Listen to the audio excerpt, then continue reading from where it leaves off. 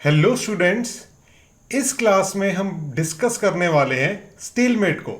Stalemate एक ऐसी situation है जहां पर ओपोनेंट के किंग के पास कोई भी मूव नहीं है और हमने उसे चेक भी नहीं दिया है। बारी ओपोनेंट की है और ओपोनेंट कुछ भी नहीं चल सकता है। तो इस सिचुएशन को हम बोलते हैं स्टेलमेट। स्टेलमेट का मतलब है गेम ड्रॉ हो गया है। इस पोजीशन में हम वाइट हैं और मान लीजिए वाइट से मैं बिशप को यहां पर चल देता हूं, ठीक है। तो आप देखिए कि ये जो स्क्वायर है, ये स्क्वायर रुक ने कवर किए हैं और ये वाला जो स्क्वायर है ये बिशप ने कवर किया है। इस किंग के पास चलने के लिए कोई भी मूव नहीं है और हमने उसे चेक भी नहीं दिया है, तो ब्लैक कहां चलेगा? ब्लैक कहीं भी नहीं चल पाएगा, ठीक है। ब्लैक के किंग को चेक नहीं मिला है, उसकी बारी है और वो कहीं भी नहीं जा सकता है। तो इस सिचुएशन को हम बोलते हैं स्टेलमेट। स्टेलमेट का मतलब है गेम ड्रॉ हो गया है। असली गेम में जब आप टूर्नामेंट में खेल रहे होंगे तो आपको स्टेलमेट नहीं करना है, आपको चेकमेट करना है। चेकमेट और स्टेलमेट में डिफरेंस ये है कि चेकमेट में आप चेक देते हैं और ओपोनेंट का किंग कहीं भी नहीं जा सकता है, तो वो चेकमेट हो जाता है। स्टेलमेट में आपने चेक नहीं दिया है और ओपोनेंट का किंग कहीं भी नहीं जा पा रहा है, उसकी बारी है और ओपोनेंट का किंग कहीं भी नहीं जा पा रहा है, तो वो स्टेलमेट होता है। चेकमेट और स्टेलमेट में जो डिफरेंस है वो होता है चेक का। चेकमेट में आपने चेक दे रखा होता है और स्टेलमेट में आपने चेक नहीं दे रखा होता है। तो जब आप टूर्नामेंट में गेम खेल रहे होंगे तो आपको चेकमेट करना है, स्टेलमेट नहीं करना है। चेकमेट का मतलब आप गेम जीत गए हैं, स्टेलमेट का मतलब गेम ड्रॉ हो गया है।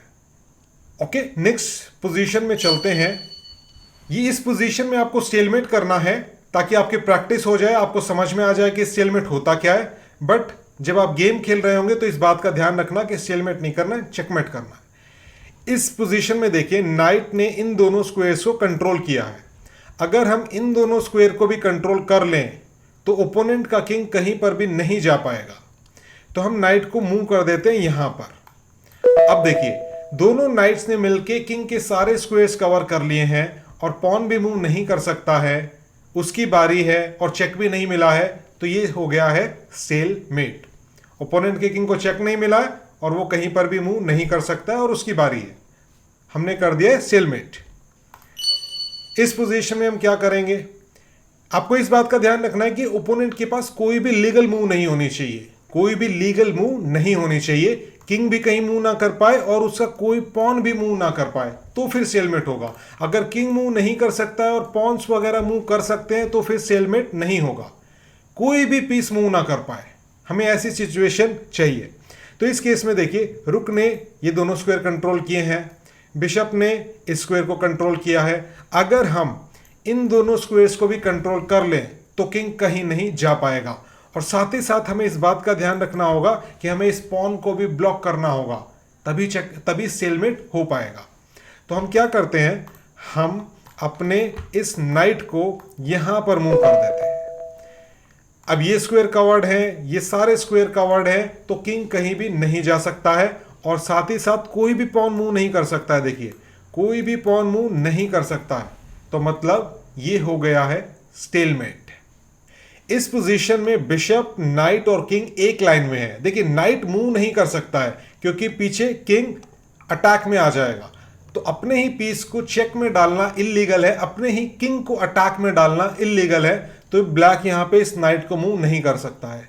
ये पॉन भी मूव नहीं हो सकता है, हमारे किंग ने ब्लॉक किया हुआ है। ये पॉन भी मूव नहीं हो सकता है क्योंकि उसी के नाइट ने उसे ब्लॉक किया हुआ है। ब्लैक के सारे पीसेस ब्लॉक्ड है सिवाय इस किंग के। ये किंग यहां पर जा सकता है और यहां पर भी जा सकता है। अगर हम इन स्क्वायर्स को भी कवर कर ले तो किंग भी कहीं नहीं जा पाएगा और ये हो जाएगा स्टेलमेट। तो हम एक काम करते हैं, हम इस रुक को सबसे पीछे लास्ट रैंक में लेके जाते हैं और ये हो गया स्टेलमेट। देखिए नाइट मूव नहीं कर सकता है क्योंकि उसका किंग अंडर अटैक आ जाएगा, अपने किंग को अंडर अटैक डाल नहीं सकते हैं, वो इलीगल मूव है। दोनों पॉन मूव नहीं कर सकते हैं और ये दोनों स्क्वायर हमने कवर कर लिए हैं, तो ये हो गया स्टेलमेट। हमने कोई चेक नहीं दिया है और उसके किसी भी पीस के पास कोई भी लीगल मूव नहीं है, तो इस सिचुएशन को हम बोलते हैं स्टेलमेट। इस पोजीशन में हम स्टेलमेट कैसे करें? देखिए ये पॉन तो मूव नहीं कर सकते हैं, ये वाला पॉन भी मूव नहीं कर सकता है क्योंकि हमारे बिशप नहीं से पिन किया हुआ है, अगर पॉन ये वाला मूव करेगा तो हमारा बिशप उसके किंग को कैप्चर कर लेगा और ये पॉन मूव इलीगल हो गया है। ब्लैक इस मूव को नहीं खेल सकता है क्योंकि इससे उसी का किंग अंडर अटैक आ जाएगा। ये दोनों पॉन भी फिक्स है, ये भी मूव नहीं कर सकते हैं। और किंग को देखो तो ये स्क्वायर कवर्ड है, ये स्क्वायर कवर्ड है, ये स्क्वायर्स भी कवर्ड है, किंग भी मूव नहीं कर सकता है।